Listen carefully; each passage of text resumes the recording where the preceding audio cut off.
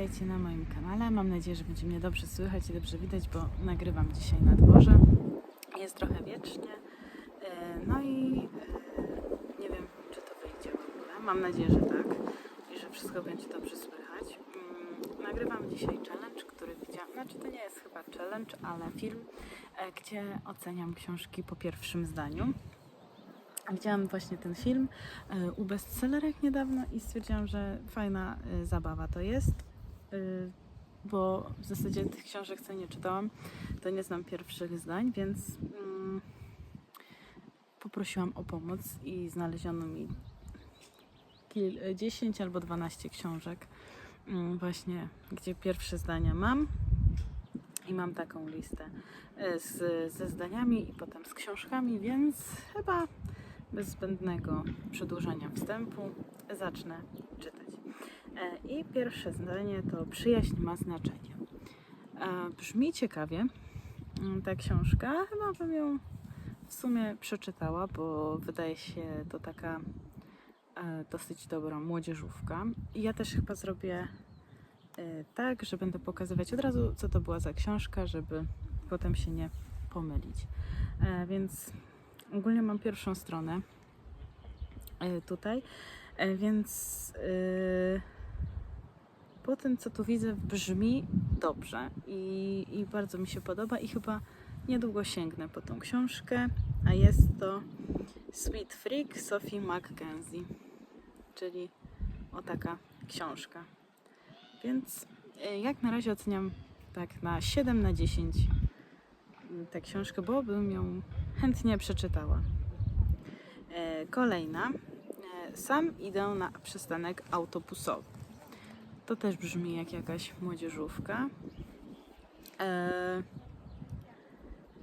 I widzę, że tu jest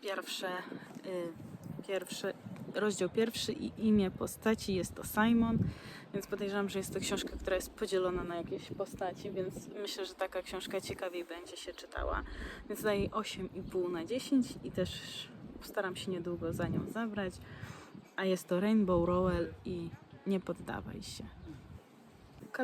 Kolejna książka, pierwsze zdanie. W połowie drogi do wodnego lasu, daleko za polem Emonda, drzewa obrastały brzegi winnej jagody.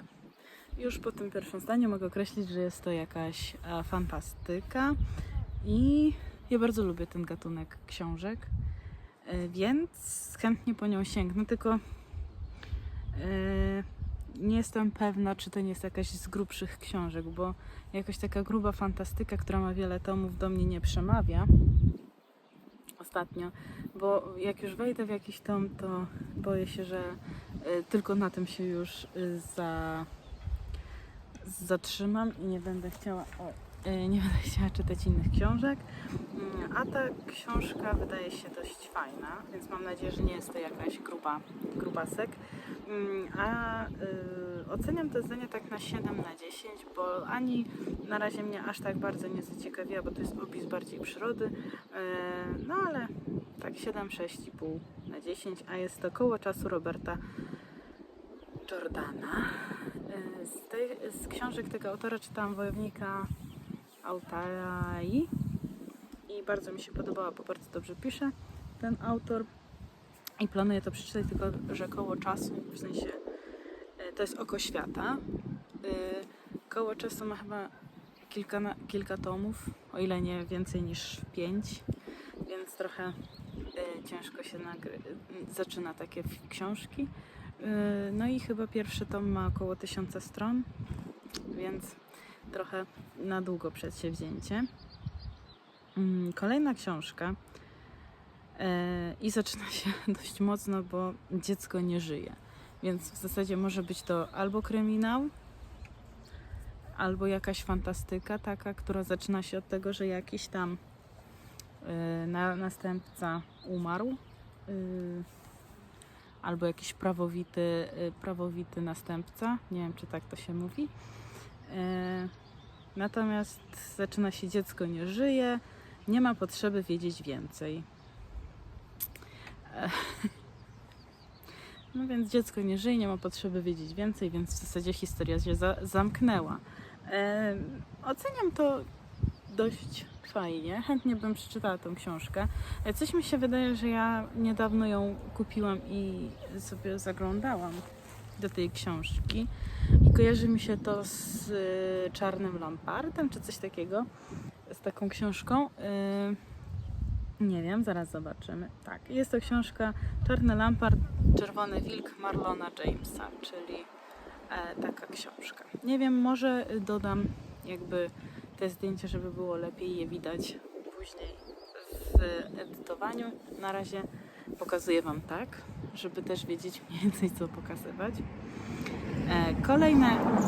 Kolejne zdanie o Jacie, o to co powiedziałem, kiedy Vivien wyszła z łazienki i pokazała mi test ciążowy. To cudownie. Czyli z tego co to jest jakaś obyczajowa, mam nadzieję, że nie jakaś smutna, bo jest to napisane taką czcionką, że wygląda jakby to były wspomnienia. Więc mam nadzieję, że nikt tam nie umarł w tej książce i to nie są jakieś wspominki właśnie tego pana, który mówi o Vivien, czyli o pewnie swojej partnerce, żonie albo o kimś takim. No i już widzę, co to jest za książka. To jest Nicholas Sparks i we dwoje, źle spojrzałam. Natomiast Nicholasa Sparksa książki ja rzadko po nie sięgam, bo one są właśnie dosyć smutnymi książkami zawsze i zawsze naładowane takim smutnym ładunkiem emocji, bo właśnie wszystkie książki kończą się zazwyczaj śmiercią jakiegoś bohatera. Nie wiem, czy autor sam coś takiego przeżył, dlatego pisze o tym, bo mu najlepiej jest się do tego odnieść, czy co spowodowało tą sytuację. Natomiast te książki są dość smutne, więc nie wiem, czy tak szybko się za nią zabiorę. Moja mama nie podołała tej książce, bo to jest właśnie jej książka i skończyła gdzieś na 40 stronie. Więc nie wiem, czy dlatego, że książka była słaba, czy też, że książka była smutna, czy też dlatego, że po prostu nie miała czasu, odłożyła i już po nią nie sięgnęła, bo tak też może być. Kolejne zdanie, nie wiem już, która to z kolei książka, natomiast zaczyna się tak. W 1634 roku holenderska kompania wschodnioindyjska z placówkami rozsianymi w całej Azji i na przylądku Dobrej Nadziei była najbogatszym przedsiębiorstwem handlowym na świecie. Po tych latach to mi się wydaje, że może być to jakaś fantastyka, ewentualnie może być to jakaś książka historyczna, bo na razie na nic więcej mi nie wygląda ta książka. Natomiast ciekawie się zaczyna, chociaż też w zasadzie nic nam nie wyjaśnia, na razie to pierwsze zdanie i nie wiem, czy aż tak mocno przyciąga, żeby to przeczytać. Natomiast skoro jest u mnie gdzieś w biblioteczce, to pewnie któregoś dnia po nią sięgnę, więc oceniam to zdanie tak na 5 na 10, bo ani nie jest jakieś super dobre, ani nie jest super złe, takie pomiędzy. A jest to Stuart Turton i Demon i Mroczna Toń. Ja tę książkę, w sensie nie tę książkę, ale Siedem śmierci Evelyn Hardcastle czytałam i mi się bardzo podobało i dlatego też zakupiłam drugą książkę, bo nie drugi tom, tylko drugą książkę tego autora. No ale jeszcze po nią nie sięgnęłam, a chyba warto byłoby się zapoznać z panem Turtonem dalej, bo Siedem śmierci Evelyn Hardcastle jest książką cudowną i naprawdę oddaje taki kryminalny klimat książki. Przechodzimy do kolejnego zdania. Nie sądziłem, że tak długo potrwa, zanim się stąd wydostanę. To może być wszystko. To może być wszystko i to może być nic, bo może być to i kryminał, i jakaś fantastyka, i powieść obyczajowa, bo nie wiadomo skąd się tutaj główny bohater nie mógł, znaczy nie wiem, czy to nawet główny bohater, ale ten bohater, który mówi, że nie sądził, że tak długo zajmie mu wydostanie się. Ja kojarzę skądś to zdanie i musiało to być dosyć niedawno przeze mnie przejrzane, więc takich niedawnych książek.